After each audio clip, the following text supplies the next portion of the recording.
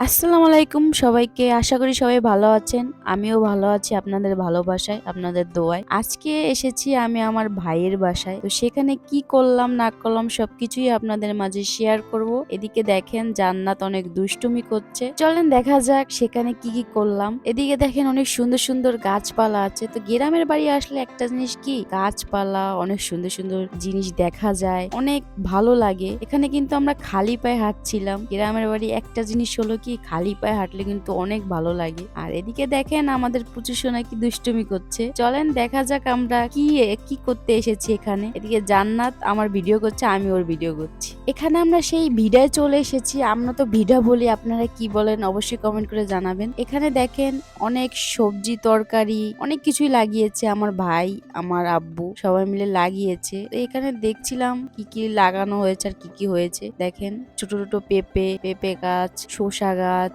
আরো আছে তরকারি, আরো আছে শাক, অনেক কিছুই আছে। তো সব থেকে একটা জিনিস কি যে সুন্দর সুন্দর গাছগুলো দেখলে মনটা অনেক ভালো হয়ে যায়। আমরা তো শহরে থাকি, তাই এই অনুভবটা আমরা পাই না অনেকে। তো অনেকে আছে গ্রামের বাড়ি আসলে অনেকদিন থাকে, আমরাও অনেকদিন থাকতে এসেছি। এদিকে আমি কি করলাম না করলাম সবকিছুই আপনাদের আমরা শেয়ার করলাম। এদিকে দেখেন একটা কুমড়া হয়েছে, না লাউ, ভুল হয়েছে, লাউ, এটার নাম লাউ। এদিকে দেখেন মূলা শাক, মূলা গাছ লাগিয়েছে, অনেক গাছ আছে। তো সুন্দর সুন্দর গাছ লাগিয়েছে বিডায় এসে।